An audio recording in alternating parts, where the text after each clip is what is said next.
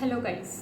सो आज की वीडियो में जो हम स्टार्ट कर रहे हैं that is the another part of the same chapter aggregate demand and related concepts. 2 videos upload हो चुकी हैं, उसके एग्रीगेट डिमांड की अलग और एग्रीगेट सप्लाई की अलग, और आज हम थर्ड अपना पार्ट स्टार्ट करने जा रहे हैं दैट इज कंजम्पशन फंक्शन। उसके बाद हमारा सेविंग फंक्शन होगा, तो सबकी वीडियोस अलग अलग जाएंगी। सो बहुत ही ध्यान से आपने सब वीडियोस को देखना है। So let's start. Consumption function, consumption function भी आप इसको बोल सकते हो और प्रोपेंसिटी टू कंज्यूम भी। अब कंजम्पशन फंक्शन मींस हमने कितना कंज्यूम किया या हम अपनी इनकम को कितना कंज्यूम कर रहे हैं। कंज्यूम इन द सेंस खर्च कितना करना है हमें। सो कंजम्पशन फंक्शन इज या propensity to consume is it refers to functional relationship. कौन सा रिलेशनशिप होगा दोनों में? फंक्शनल रिलेशनशिप बिटवीन किस किस के बीच में? Consumption and income. अब सोच रहे होंगे कि फंक्शनल रिलेशनशिप कैसे? बेटा इनकम आएगी, जब इनकम आ गई, सैलरी हाथ में आ गई मेरे 20,000, अब वो मैंने देखना है कि मैंने उसको कंज्यूम कितना करना है, मेरे कितने खर्चे हैं या मैंने उसको सेव कितना करना है। तो किस 2 चीजों के बीच में फंक्शनल रिलेशनशिप होगा? कंजम्पशन खर्चा, इनकम जो कमाया मैंने। सो कंजम्पशन है नेशनल इनकम। तो क्या होगा इसका? C is equal to F of Y। तो C denotes consumption, F is functional relationship and Y को तो हम इनकम को हम किसके साथ डिनोट करते हैं? Y के साथ। So C is equal to F of Y। ठीक है, अब उसके बाद हम डायरेक्ट चले जाते हैं इसके स्केड्यूल पे। स्केड्यूल इज इनकम और कंजम्पशन, क्योंकि दोनों में फंक्शनल रिलेशनशिप है और कोई तीसरी चीज हमें चाहिए ही नहीं है। टेबल हमारा वो फर्स्ट वीडियो वाला एग्रीगेट सप्लाई डिमांड वाला ही चल रहा है, बुक में भी गिवन है आप लोगों को, इसलिए मैंने इसी स्केड्यूल को लिया है ताकि आपको समझने में भी आसानी हो, ताकि बुक भी आपके सामने हो। So income in crore, 0, 100, 200, 300, 400, 500 and 600। Consumption कितनी की हमने? 0 पे 40। एक बार फिर रिपीट कर रही हूँ, जब हमारी इनकम 0 होती है तो फटाफट से मुझे बताओ जल्दी से कि वो कौन सी हमारी कंजम्पशन होती है? जब हम 0 इनकम पे कर रहे हो, ऑटोनॉमस कंजम्पशन, जिसको कि किसके साथ हम डिनोट करते हैं? C बार के साथ। क्लियर? तो ये हो गया हमारा स्केड्यूल सेम। 100 पे 120 कंज्यूम किया, 200 पे 200, जितनी इनकम उतनी कंजम्पशन। क्लियर? अब इसकी कर्व पे चलते हैं, बहुत इंपॉर्टेंट है और बहुत इजी है। अगर आप लोगों के एग्रीगेट डिमांड और एग्रीगेट सप्लाई के डायग्राम्स देख ली होंगी ना, तो ये फटाफट से समझ आ जाएगी। हमने 0 to X में अपनी इनकम ले ली है और ये हमारी कंजम्पशन हो गई है। ठीक है बेटा, 0 to Y वाली। अब ये हमारी कंजम्पशन हो गई है। वही 45 डिग्री वाला हमने पहले तो अपना एंगल सेट कर लेना है, एग्रीगेट सप्लाई में भी हमने किया हुआ है। क्लियर? अब आप सोच रहे होंगे कि मैम आज ये कौन सी आपने कर्व ली है? C कर्व, और ये तो कर्व हमारी 45 डिग्री वाली इनकम की कर्व जा ही रही है। अब C कर्व मैंने इसलिए बेटा लिए क्योंकि आज हमारी बात हो रही है relationship between consumption and national income. तो अभी हम 2 चीजों के बारे में बहुत ध्यान से सीखेंगे, एक तो मेरा ये वाला बॉक्स और एक मेरा ये वाला बॉक्स। अब ध्यान से समझना कि जो 0 to C के बीच वाली चीज है, जिसको मैंने काउंट ही नहीं किया कंजम्पशन में, वो कौन सी कंजम्पशन थी? वो जिसमें मेरी इनकम 0 थी, मैंने कंज्यूम कर दिया, ऑटोनॉमस कंजम्पशन C बार के साथ मैंने डिनोट कर दिया इस वाली को, 0 to C तक। क्लियर? तो जब मैं क्या कर रही हूं, जो ये मेरी है जिसमें मेरी कंजम्पशन ज्यादा है और इनकम कम है, कंजम्पशन ज्यादा है, इनकम है ही नहीं है, कम है, दैट इज डिस सेविंग। हमने एग्रीगेट सप्लाई में भी किया था, वो होती है डिस सेविंग। अब यहाँ पे आगे आगे चल रहे हो तो क्या देख रहे हो कि इनकम बढ़ गई है Y, कंजम्पशन रह गया नीचे। इनकम मेरी है 500 और कंज्यूम मैंने कितना किया? 200। इनकम इज 500, कंजम्पशन इज 200, तो कितनी ये मेरी क्या हो रही है? सेविंग, जिसमें इनकम बढ़ गई, कंजम्पशन नीचे रहेगी, दैट इज सेविंग। अब सोच रहे होंगे कि ये क्या है भाई? ये मैम स्पेशल लिखा है आपने एरो के साथ।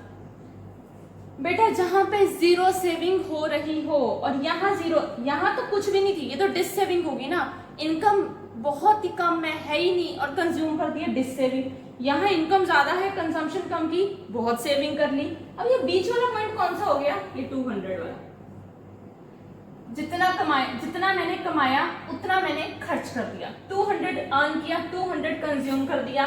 That is break even point. ई के साथ मैंने डिनोट कर दिया जहां पे जीरो सेविंग हो रही हो, कुछ सेव नहीं कर सकती मैं, कमाया खा लिया। क्लियर, ये होगी मेरी वो। अब समझ आ गया आप लोगों को ये सारा डायग्राम? क्लियर, बहुत इजी है। इसको हम बोलते हैं कंजम्पशन कर्व। क्या बोलते हैं? ये मेरी पूरी कंजम्पशन कर्व है, ये मेरा कंजम्पशन शेड्यूल है, ये मेरी इसकी डेफिनेशन है। बहुत ही इजी है, फटाफट से स्क्रीनशॉट या नोट्स बना लो। अगली वीडियो पे चलते हैं। अब बात करते हैं एपीसी की, एवरेज प्रोपेंसिटी टू कंज्यूम। उसके बाद मार्जिनल प्रोपेंसिटी टू कंज्यूम भी करेंगे। तो एपीसी का सिंपल सा फॉर्मूला क्या है? It refers to the ratio of consumption expenditure. Ratio की बात हो रही है, किसकी बात हो रही है? रेशियो की। Ratio of consumption expenditure to the corresponding level of income. बहुत इजी कि मैं कितना पार्ट, कितना पोर्शन, कितना हिस्सा अपनी इनकम का खर्च करना चाहती हूँ, कितना मैं कंज्यूम करना चाहती हूँ। तो APC is equal to consumption upon income, ये फॉर्मूला है इसका, C upon Y. For example, एक पहले छोटी सी एग्जाम्पल के साथ समझाऊंगी, उसके बाद हम इसका स्केड्यूल और डायग्राम भी कर लेंगे। फॉर एग्जाम्पल, मैं कितना कंज्यूम कर रही हूँ? 70 करोड़। 70 करोड़ में कंज्यूम कर रही हूँ। इनकम कितनी है? 100 करोड़। तो एपीसी का फॉर्मूला क्या था? सी अपॉन वाई। सी कितनी थी? कंज्यूम कितनी कर रही हूँ? 70, इनकम कितनी? 100, तो 0.70 या इसको 70% भी कह सकते हो। तो 70% पार्ट या पोर्शन मैं अपनी इनकम का स्पेंड कर रही हूँ, खर्च कर रही हूँ। क्लियर? अब आगे आ जाते हैं इसके स्केड्यूल की तरफ। इनकम वही 0, 100, 200, 300, 400। कंजम्पशन कितनी की? 40। 0 पे 40 कर रही हूँ, ऑटोनॉमस कंजम्पशन है। जब मेरी इनकम 0 पर, फिर भी अपनी नेसेसिटीज को फुलफिल करने के लिए, सर्वाइवल के लिए 40 रुपीज खर्च कर रही हूँ। एपीसी कैसे निकलेगा? सी अपॉन वाई। सी कितनी थी? 40 अपॉन 0, कुछ भी नहीं आएगा। 100 upon C, 120 upon 100, 1.20, then 1, 0.933 and 0.90। ये टेबल को बहुत ध्यान से कोशिश करना, जो करवा रही यही टेबल आप लोग भी लिख के आओ, ताकि आपके लिए ये इजी रह जाएगा, क्योंकि इसी के रिगार्डिंग मैं आपको डायग्राम और इसके कुछ इंपॉर्टेंट पॉइंट्स भी करवा दूंगी। अब इसके डायग्राम पे आ जाओ, बहुत इजी है। पेपर में बनाना चाहते हो तो बना के आ जाना, ऐसा नहीं कि मार्क्स डिडक्ट होंगे या ज्यादा मिलेंगे, बट हाँ कई बच्चे नहीं भी बनाते तो डिडक्ट नहीं होते हैं मार्क्स। क्लियर? अब इसमें चले जाते हैं। 0 वाई पे कंजम्पशन है हमारी, 0 एक्स पे इनकम है हमारी। ये इनकम का हिस्सा, और इतनी सी इनकम पे मैंने इतना कंज्यूम कर दिया।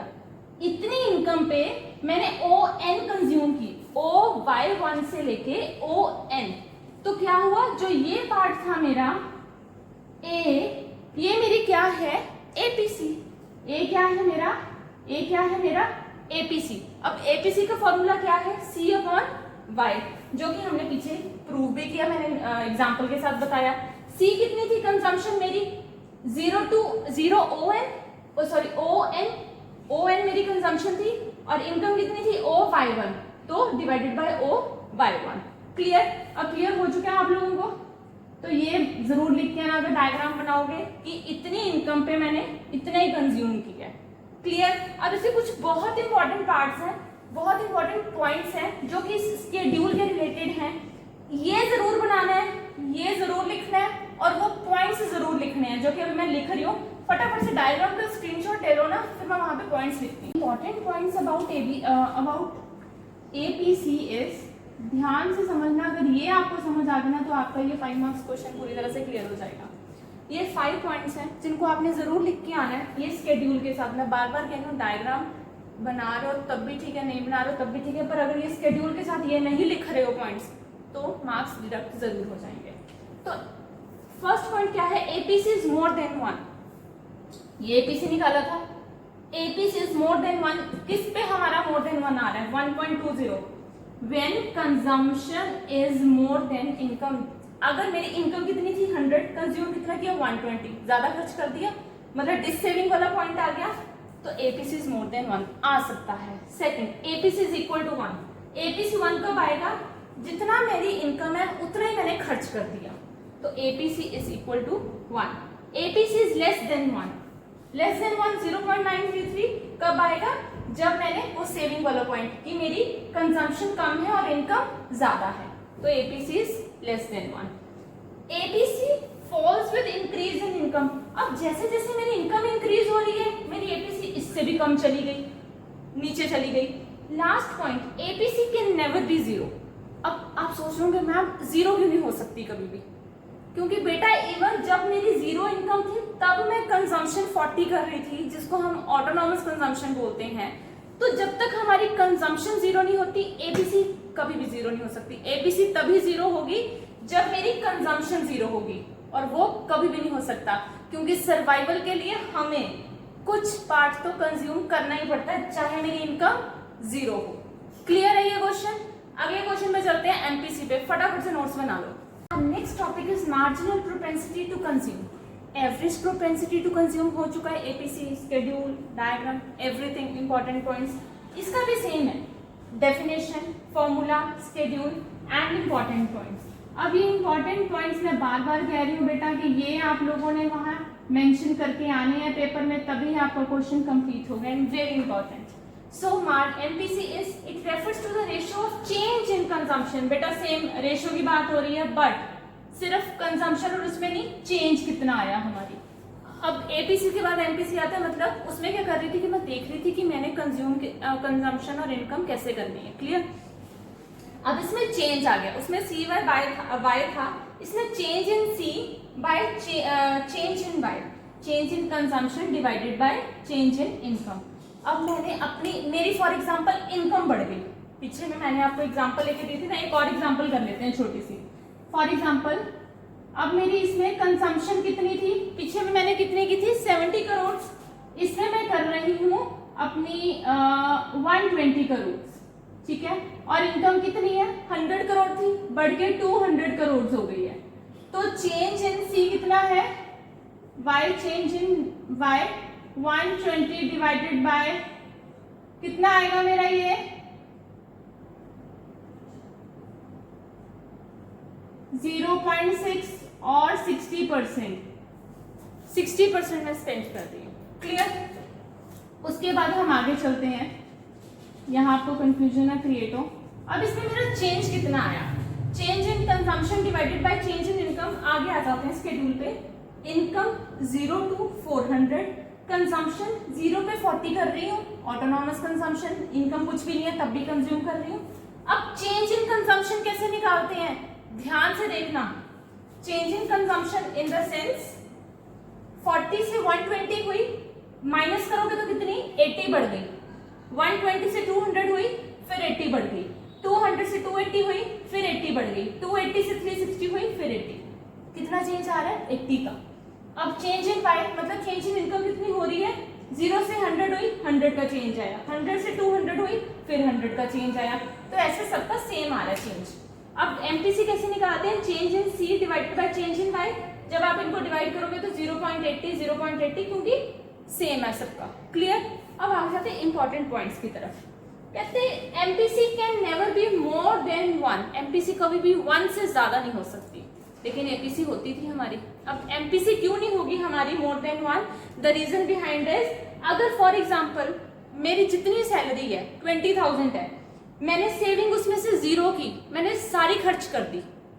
मेरी 20,000 सैलरी है, मैंने सारी खर्च कर दी, तो मेरी एमपीसी कितनी आएगी 1। अब फॉर एग्जांपल मैंने सारी की सारी सेव कर ली, मैंने सारी सेव कर ली अपनी 20,000 सैलरी, तो एमपीसी कितनी आएगी 0। क्लियर? ये 2 पॉइंट जरूर लिख लेना। अगर आपकी ने सारी की सारी सेव आ गई, चेंज इन सेविंग 0 है तो एमपीसी 1 होगी, अगर कंजम्पशन 0 है तो एमपीसी भी 0 होगी। क्लियर? पर 1 से ज्यादा कभी नहीं हो सकती।